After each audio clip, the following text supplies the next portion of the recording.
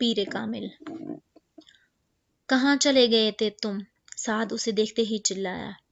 وہ کچھ کہے بغیر اندر چلا آیا۔ میں تم سے کچھ پوچھ رہا ہوں۔ سعد دروازہ بند کر کے اس کے پیچھے آ گیا۔ سالار اپنی جیکٹ اتار رہا تھا۔ کہیں نہیں گیا تھا، اس نے جیکٹ لٹکاتے ہوئے کہا۔ تمہیں پتہ ہے کہ میں نے تمہیں کتنا تلاش کیا، کہاں کہاں فون کیے ہیں، اور اب تو میں اتنا پریشان ہو چکا تھا کہ پولیس کو فون کرنے والا تھا۔ تم آخر اس طرح نماز چھوڑ کر گئے کہاں تھے؟ سالار کچھ کہے بغیر اپنے جوگرز اتارنے لگا۔ میں نے تمہیں بتایا ہے کہیں نہیں۔ تو پھر اب تک کہاں تھے؟ سعد اس کے سامنے آ کر کھڑا ہو گیا۔ وہی تھا، مسجد کے پچھلے حصے میں، فٹ پاتھ پر، اس نے اطمینان سے کہا۔ واٹ، اتنے گھنٹے تم وہاں فٹ پاتھ پہ برف میں بیٹھے رہے ہو؟ سعد دم بخود رہ گیا۔ ہاں۔ کوئی تک بنتی ہے اس حرکت کی؟ وہ جھلایا۔ نہیں، کوئی تک نہیں بنتی۔ سالار اسی طرح سیدھا بیڈ پہ لیٹتے ہوئے کہا۔ کچھ کھایا ہے؟ نہیں۔ تو کھانا کھا لو۔ نہیں، بھوک نہیں ہے۔ وہ اب چھت پہ نظریں جمائے ہوئے تھا۔ سعد اس کے قریب بیڈ پہ بیٹھ گیا۔ تمہارے ساتھ آخر مسئلہ کیا ہے؟ بتا سکتے ہو مجھے؟ سالار نے گردن کو ہلکی سی حرکت سے اسے دیکھا۔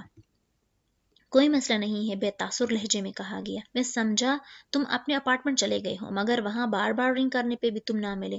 سعد بڑبڑا رہا تھا۔ سالار کی نظریں چھت پر ہی تھیں۔ اس سے بہتر تھا کہ میں تمہیں اپنے ساتھ نماز پڑھنے لے کر ہی نہ جاتا۔ آئندہ میرے ساتھ مت جانا تم۔ سعد نے ناراضی سے کہا۔ وہ اب اس کے بیڈ سے اٹھ گیا تھا۔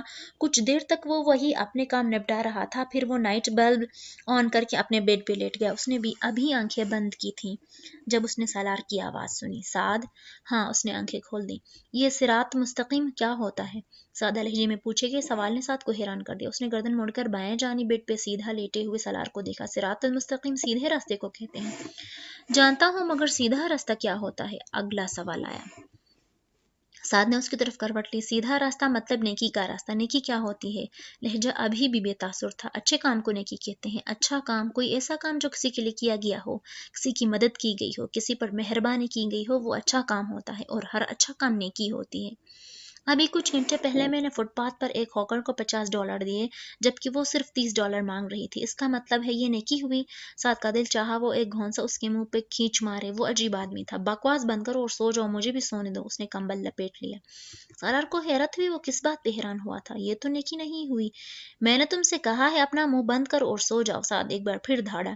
اتنا ناراض ہونے کی ضرورت تو نہیں ہے، میں نے تم سے ایک بہت معمولی سا سوال کیا ہے، سالار نے بڑے تحمل سے کہا۔ سعد یکدم کچھ مشتعل ہوتے ہوئے اٹھ کر بیڈ پہ بیٹھ گیا۔ اس نے لیمپ آن کر دیا۔ تمہارے جیسے آدمی کو میں کیا صراط مستقیم سمجھاؤں؟ کیا تم پاگل ہو یا جاہل ہو یا غیر مسلم ہو؟ کیا ہو؟ کچھ بھی نہیں ہو تو تمہیں خود پتہ ہونا چاہیے کہ صراط المستقیم کیا ہوتا ہے۔ مگر تم جیسا آدمی جو مسجد میں نماز پڑھتے ہوئے نماز درمیان میں چھوڑ کر چلا آتا ہے، وہ کیسے جان سکتا ہے یہ؟ میں نماز اس لیے چھوڑ کر چلا آیا کیونکہ تم کہتے ہو اس میں سکون ملے گا۔ مجھے سکون نہیں ملا، میں چھوڑ آیا۔ اس کے پرسکون انداز میں کہے ہوئے جملے نے سعد کو مزید مشتعل کر دیا۔ تمہیں نماز میں اس لیے سکون نہیں ملا کیونکہ مسجد تمہاری جگہ نہیں ہے۔ تمہارے لیے سکون کی جگہ سنیما، تھیٹر، بار اور کلب ہیں۔ مسجد تمہارے نہیں ہے۔ تمہیں نماز میں سکون کہاں سے مل جاتا؟ اور تم چاہتے ہو میں تمہیں صراط مستقیم کیا ہوتا ہے؟ وہ بیڈ پہ سیدھا لیٹا، پلکیں جھپکائے بغیر سعد کو دیکھتا رہا۔ تمہارے جیسا شخص جو نماز سے بھاگ جاتا ہے، شراب پیتا ہے اور زنا کرتا ہے، وہ صراط مستقیم کے مطلب کو نہیں سمجھ سکتا اور نہ اس پر آ سکتا ہے۔ تمہارا مطلب ہے جو شراب پیتے ہیں اور زنا کرتے ہیں مگر نماز سے بھاگتے نہیں، نماز بھی پڑھ لیتے ہیں، وہ صراط مستقیم کا مطلب سمجھتے ہیں اور صراط المستقیم پر ہیں۔ سعد کچھ بول نہیں سکا۔ مدھم آواز اور بے تاثر لہجے میں کیے گئے ایک ہی سوال نے اسے خاموش کر دیا۔ سالار اب بھی اسی طرح اسے دیکھ رہا تھا۔ تم ان چیزوں کو نہیں سمجھ سکتے سالار، اس نے کچھ دیر خاموش رہنے کے بعد کہا۔ سالار کے کانوں میں ایک دھماکے کے ساتھ ایک دوسری آواز گونج اٹھی تھی۔ ہاں، میں واقعی نہیں سمجھ سکتا۔ لائٹ آف کر دو، مجھے نیند آ رہی۔ اس نے مزید کچھ کہے بغیر آنکھیں بند کر لی۔ مجھے پہلے ہی اندازہ تھا کہ تم اپنے اپارٹمنٹ پر ہی ہوگے، صرف تم نے جان بوجھ کر آنسر فون لگا دیا ہوا ہے۔ سعد اگلے دن 10 بجے سالار کے اپارٹمنٹ پر موجود تھا۔ سالار نے نیند میں اٹھ کر دروازہ کھولا تھا۔ تم اس طرح بغیر بتائے بھاگ کیوں آئے میرے اپارٹمنٹ سے؟ سعد نے اندر آتے ہوئے جھاڑا۔ بھاگا تو نہیں، تم سو رہے تھے، میں نے تمہیں جگانا مناسب نہیں سمجھا۔ سالار نے آنکھیں مسلتے ہوئے کہا۔ کس وقت آئے تھے تم؟ شاید 4-5 بجے۔ یہ جانے کا کون سا وقت تھا؟ سعد نے تنگ کر کہا۔ اور تم اس طرح آئے کیوں؟ سالار کچھ کہنے کے بجائے لانگ روم کے صوفے پہ جا کر اوندھے منہ لیٹ گیا۔ شاید میری باتوں سے تم ناراض ہو گئے تھے، اس لیے میں ایکسکیوز کرنے آیا ہوں، سعد نے دوسرے صوفے پہ بیٹھتے ہوئے کہا۔ کون سی باتوں سے؟ سالار نے گردن کو ہلکا سا ترچھا کرتے ہوئے اسی طرح لیٹے سعد سے پوچھا۔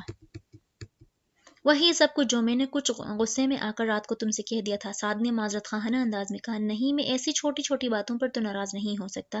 تم نے ایسی کوئی بات نہیں کہ جس پر تمہیں ایکسکیوز کے لیے یہاں آنا پڑتا، سالار نے اسی کے انداز میں کہا۔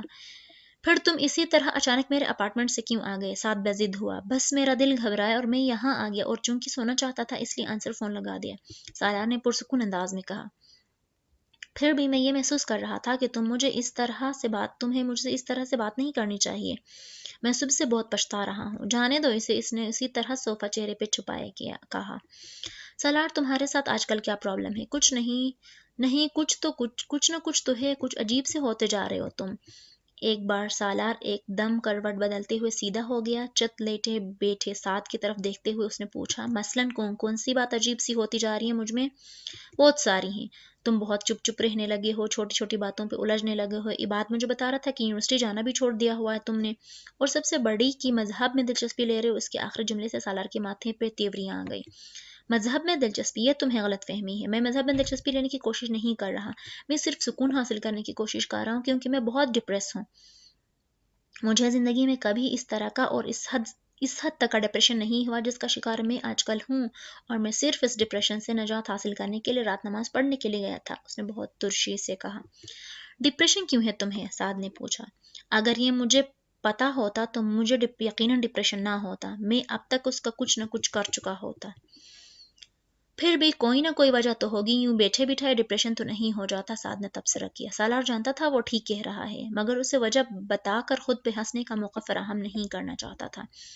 کسی دوسرے کے بارے میں تو مجھے پتا نہیں، مگر مجھے تو بیٹھے بٹھائے ہی ہو جاتا ہے، سالار نے کہا۔ تم کوئی اینٹی ڈپریسنٹ لے لیتے، سعد نے کہا۔ میں اس کا ڈھیر کھا چکا ہوں، مجھے کوئی فرق نہیں پڑتا۔ تو تم کسی سائیکٹرسٹ سے مل لیتے۔ یہ کام میں تمہیں کبھی نہیں کروں گا، میں تنگ آ چکا ہوں ان لوگوں سے ملتے، کم از کم اب تو میں نہیں ملوں گا، سالار نے بے اختیار کہا۔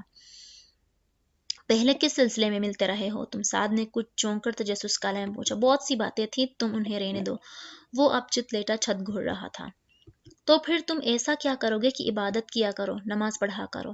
میں نے کوشش کی تھی، مگر میں نماز نہیں پڑھ سکتا، نہ تو مجھے وہاں کوئی سکون ملا، نہ ہی یہ میں جانتا تھا کہ میں جو پڑھ رہا ہوں وہ کیا ہے، کیوں پڑھ رہا ہوں۔